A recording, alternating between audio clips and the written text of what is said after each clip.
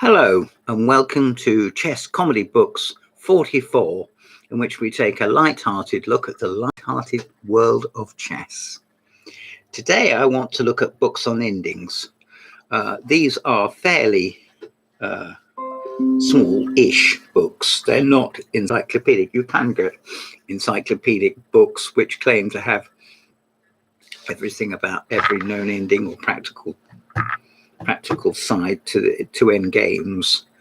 But I've just taken 6 which I like and know a little bit about, all of which I would in one form or another recommend. Not particularly strongly, but because I think really there was a thing, I think it was Irving Chernev who said something like, somebody asked which are the books that are best for study endings, and he replied, the ones you've got already, which I think is rather good. Anyway, we start with an absolutely superb book.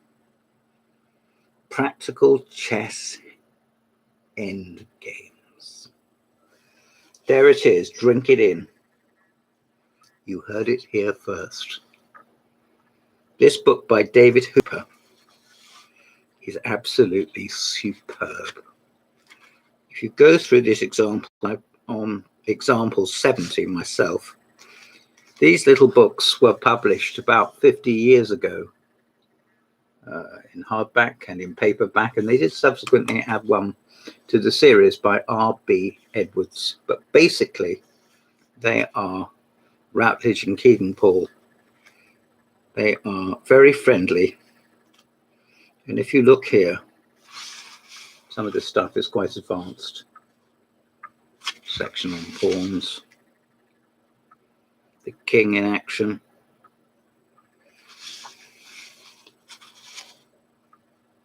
Here's a position with 2 rooks on the 7th, beloved of Nimzovich, and a king high up the board. I think this is Alekine's game against Atkins, but that's Yates. From London, 1922.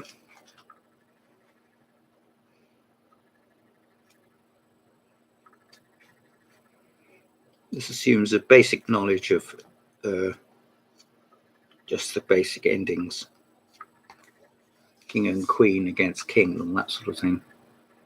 Really brilliant. This is one of the books I read in the 1980s. In fact, this was the book I read in the 1980s. It's recently come out about 3 or 4 years ago. This is in algebraic notation, but they've recast it with more diagrams and probably a few corrections. I don't know. It is by the late Paul Keres. Is there any higher recommendation for anything? I paid £5.95 for this book, new, in Guildford, when I was shopping with my father. And boy, oh boy, is it worth the money. Lots of emphasis on all sorts of endings. Believe you me, if you're playing practical chess, you need to know your endings, and I never did. So this helped a bit. It was also very entertaining, as is the Hooper book. Now, this is a book I like a lot less. It is by Tony Kosten. It's called Winning Endgames. It's in the Crowood series, which I'm pretty certain doesn't exist anymore. I think they set it up in Marlborough. He defines certain terms, and he gives examples from his own games and from various other tournaments.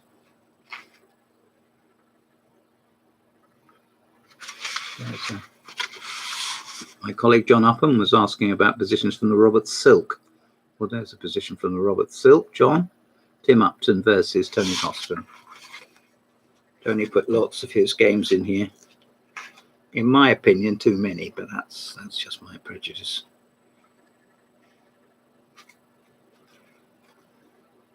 A rook fighting against 2 minor pieces. That's interesting.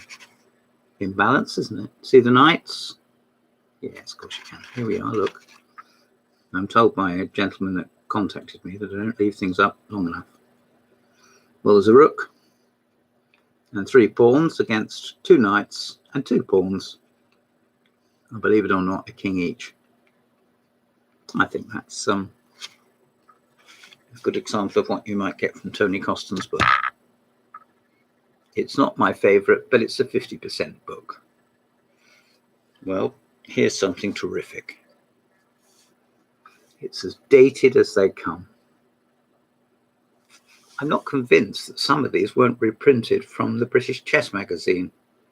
I don't mean stolen. Reinfeld wrote them himself. Practical Endgame Play, it's called.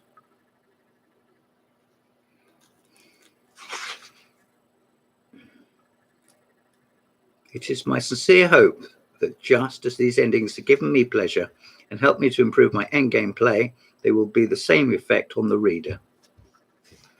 Well, he need have no fears, because this really is a good book.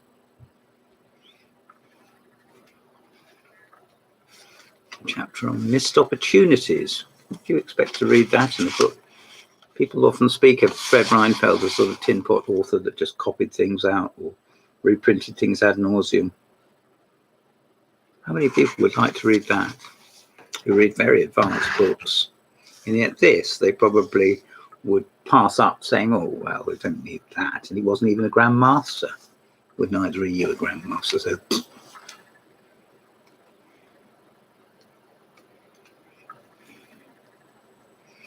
Here we have Tarash and Roxy. Roxy playing white against the dogmatic Tarash. Pawns quivering on the brink.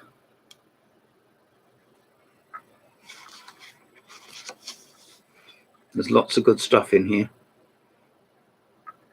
Defending difficult positions. Sort of thing that Keres would have written about in the book on the middle game. Well, this isn't about the middle game. Here we have 2 great mates, Salo Floor and Reshevsky. There we are. Salo Floor, the peripatetic, and Samuel Reshevsky, the emigre that came over to the United States. Last one, this evening anyway, is another one which I know very well. The reason these marks are here is because I used to carry it around in my jacket pocket. It gives examples of fairly reduced forces, like knight against bishop and a pawn or something like that. And having said that, here we are. Can I get that in? I think you easily can. There, see the knight and the king and the bishop and the pawn and the king. What's going to happen? Well, what's going to happen is white's going to desperately try and queen the pawn and right on till morning. If he succeeds, he wins. And if he doesn't, it's a draw. Knight and pawn endings. I can assure you this book is as useful as any, even the much more advanced books. There we are. Nice little things to know. Won't trouble you too much, but it will improve your game. You have to read this in conjunction with something else. Maybe the Keres, I don't know. As I say, it's been reprinted by Batsford recently. And although I didn't buy a new one, I looked it through and it looks pretty special. Keres was the number 2 player in the world for about 30 years. And he never even got the chance to play for the World Championship. Had he done so, who knows what would have happened. But I know the Russians wouldn't have liked it.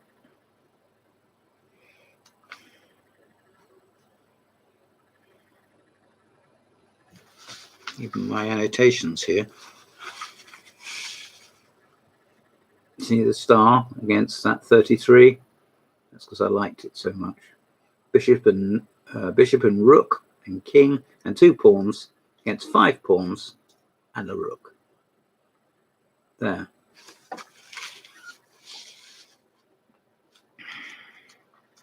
This is just a cheap reprint, poor quality paper. It says an original book, all rights reserved, copyright 1964, reprinted 1974. Well, it's got a knight on the cover with a broken sword. Quite certain what the other bits are. He's on a horse. What do you make of that? Look carefully. Look carefully. Anyway, this is one of the hundreds and hundreds of books. Oh, look, I've just written inside it when I finished it. I finished it in 1993. Well, time I looked at it again then, isn't it? Nearly 20 years ago. It's a good book. Thanks for listening. This has been Chess Comedy Books 44. I'm James Pratt, and I've been talking about Endgame books, straightforward Endgame books recommended by and for players of all strengths. But if you want to get good, you've got to know your endings. Goodbye.